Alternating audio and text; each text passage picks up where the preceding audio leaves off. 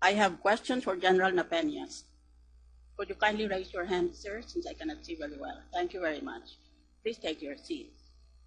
General Napenas, as SAF, which I will call SAF in this hearing, unfortunately, you assume command responsibility for the fiasco. That is your misfortune. Why did you not coordinate with the military on the ground so that you could have provided support to the SAF policemen when they were beleaguered? The coordination with the military on the ground, ma'am, as planned during the mission planning, is the time on target that the assault force Yes, I know are about your already time on target defense. But why did you not earlier coordinate with them so that they could deliver the help when it was needed? As it was, the help arrived too late. Yes, That is the question.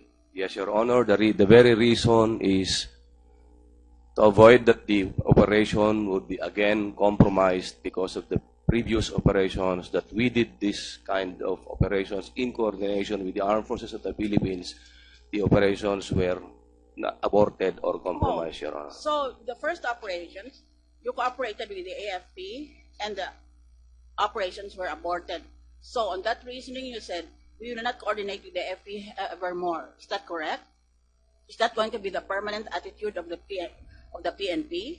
The coordination will be already time on target, Your Honor. Well, you saw already that it failed. According to your logic, in the past, when the two coordinated, there was a failure. Now that you see that there is no coordination, it was a failure, you will still continue, you still intend to say that you will continue on that line of argument? The reason Nag-fail for... na nga eh. Nag-fail kayo noon. Sama-sama kayo, nag-fail kayo. O ngayon, kayo lang na pulis, saka ninyo i-time on target ang mga sundalo. Di nag-fail din. O, ano ngayon ang rason mo? Your Honor, if I may qualify, Yes, of course. the operations in January 25 of April 25, 2014, it was not really a complete failure. It was aborted because of the withdrawal of the mechanized brigade units that are supposed to support us in the operation, Your Honor. Tingnan natin maya-maya. Why did you fail to inform Acting PNP Chief Leonardo Espina about Oplan Exodus? Why did you inform your Director General only by a text message sent by you and only after the operation was already underway? Ngayon lang ako nakarinig ng boss ko, hindi ko sasabihan kung anong nangyayari kung hindi sa kalagitnaan na malapit nang matapos. Yan, sagutin mo. Yes, Your Honor.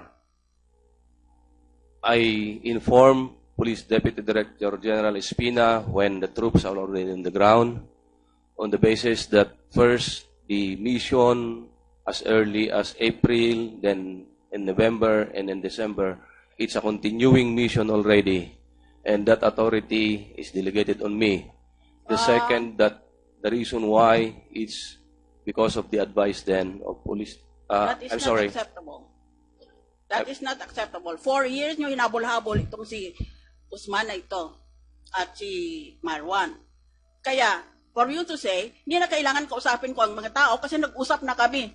Noon pang 4 na taon nang lumipas. Ganon bang ginagawa nyo? It's not That is 4 likely years. to fail. It's not 4 years, Your Honor. Well, how many years were you planning chasing him around Mindanao? How many years were you doing that? 4 years, Your Honor, but I'm I know. referring to the continuing operations which started in April 25, 2014, then on Alright. November 29, 2014, then on December 12 and 13 of 2014, Your Honor. Why was there a time gap from the time SAF first appealed for help until help arrived at the time when it was already too late? May time gap eh, hindi dumating kaagad ang army. Your Honor, I am sorry, I cannot answer the reason why there was a time gap on the help from the Army. Let it remain. Why were the ceasefire mechanisms not applied to this operation? Nag-usap-usap ang maraming tao dito, daming media reports na meron tayong mga mekanismo, meron tayong mga procedures, one of them the ceasefire mechanism, o ngayon na meron na talagang a situation that called for the mechanism to be implemented, hindi na-implement. What is the answer?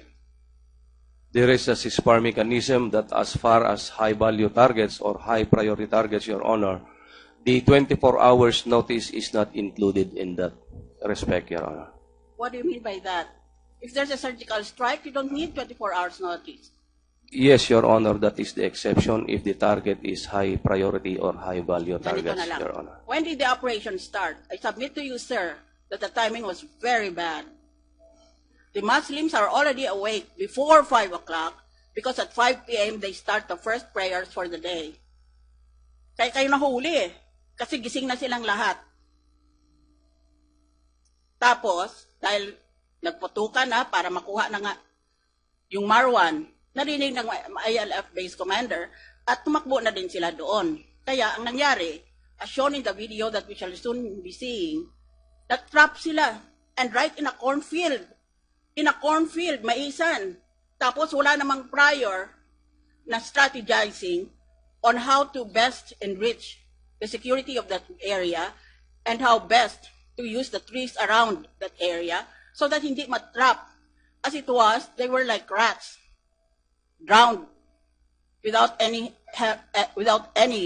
prospect of support. They fought heroically. These 44 are heroes of the country, but they ran out of bullets. They fought under the run out of bullets. Oh, bakit ang dami kong pagtatanong dito? Ang una na lang ay ganito. Sa intelligence na ito, bakit hindi kayo pumunta ng maaga pa para hindi pagising ang mga Muslim? Kasi alam nyong alas 5 ng umaga ang first prayer nila, dapat pumunta ka mas maaga pa, alas 4 halimbawa mo. When did the operation start? The operations started as early as January No, 24, in terms Your of Honor. time that day. Yeah.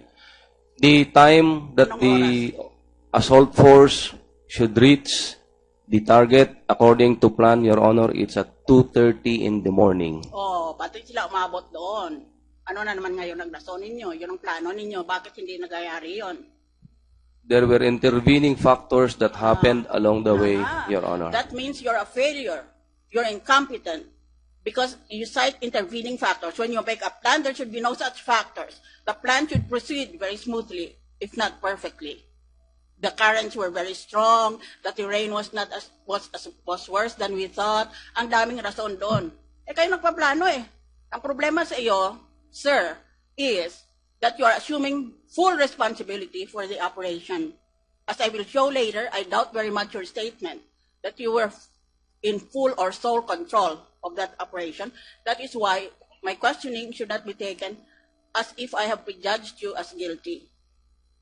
I'm only showing na maraming pagkamali doon sa operation na yon, ang timing niya, ang execution niya. At papakita ko maya-maya na hindi nagaling sa iyo lahat ng detalye na yon. Kaya hindi ka dapat, you should not be blamed for the whole fiasco. Ngayon, ang SAF may defensive position sa cornfield without any cover. Saan ang platforms mo? Saan ang army mo? Saan ang navy mo? Saan ang ground troops mo? That was my original question.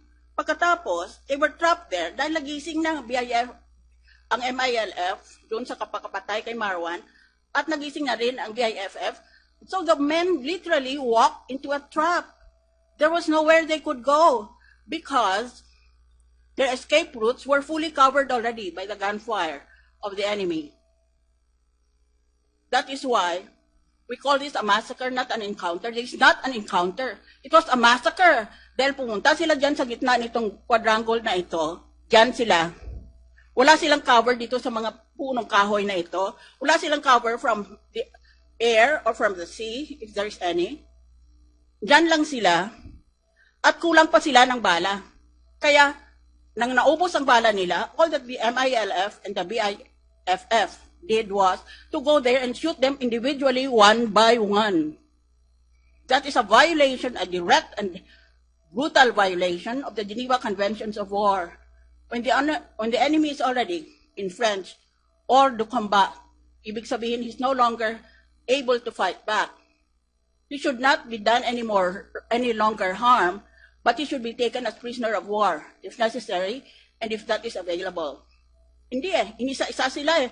They were just sitting ducks there. Kaya sa video makikita natin, ipapakita natin, maski yung edited version, Hindi pinapakita ang mukha ng tao dahil it's so gruesome. It will infest your nightmares. Na tamaan lang sa paa, pinuntahan niya, tapos binaril niya sa ulo twice. Wala siyang pakundangan. That's the people who are going to sign an agreement with the Bangsamoro Basic Law.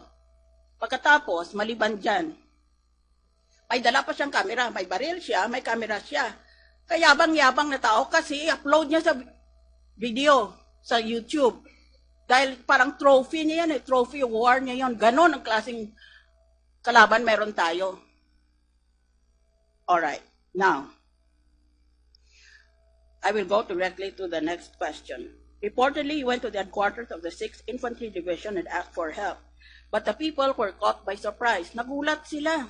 Ang klaseng operation itong may gulatan. Apparently, there were no quick reaction forces. Where were your quick reaction forces? There were no target reference points for delivery of indirect fire. No Air Force strike assets to take off and deliver supporting fires. No armored assets ready to move on pre-planned lanes to support the troops. No forward observers who could have advised the Fire Direction Center to adjust the fires. I understand that the quick reaction forces like Scout Ranger battalions are deployed out of central Mindanao, which covers Surigao del Sur, Sulu, Basilan, and Bukidnon. O bakit walang itong mga ito? Commander, answer me. Why did your troops not avail of this help? Because it was not there on the spot. The forces committed to support the operations have occupied the respective positions, Your Honor. We have a reaction force along the Maharlika Highway that provided support to the company that was pinned down inside. As to the target reference for artillery support, Your Honor, I'd like to inform you, Your Honor, that as early as 7:30 in the morning, Police Chief Superintendent Talino went himself together with our operations officer to the headquarters of the Mechanized Brigade. Then I forward him a text message indicating the grid coordinates where our SAF troops were engaged. If I may read, ma'am, the text message that I texted to Police Chief Superintendent Talino, that is about 6:52 in the morning. Na-engage SAF troops doon sa malapit ilog, 2 kilometers east of Barangay Tukalanipaw. Grid coordinate 67983-65714. Bandang gitna going to target. Again, at 7:53 in the morning, I texted again Police Chief Superintendent Talino, Noli, location of SAF troops, GC, grid coordinates 68006, 65717, and 68234, 65056. Nasa paligid ng first grid coordinate mga kalaban at tuloy pa rin heavy firefight. Baka pwede hingi artillery support. O, nag-ingi na pala ng artillery eh. Yes, Your Honor. The response of Police Chief Superintendent Talino with respect to my text message is this, Your Honor. At 7:58 in the morning. Excuse me, please forgive me. I don't need those facts and figures. The fact is this was a failure. Nothing succeeds like success. Nothing fails like a failure. No matter what you tell me about who sent what messages, the thing is 44 Filipinos are dead. They will never live again. We'll never see them again. Who are the people who are responsible? Who are the people behind your back? You have assumed full command responsibility. You have acted as a gentleman. But I want to know who were the people pulling the strings behind you, since you are not the commander-in-chief of the PNP. Let that be a rhetorical question. Next question. What was the role of the U.S. government in this operation? At the very least, it was the government which announced financial rewards for the capture and death of the terrorists.